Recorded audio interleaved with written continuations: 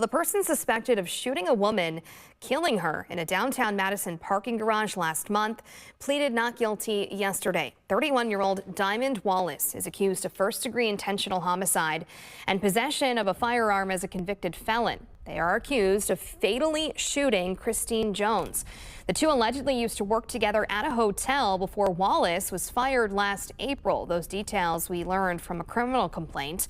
Wallace then returned to the hotel and caused disturbances, even slashing Jones's tires.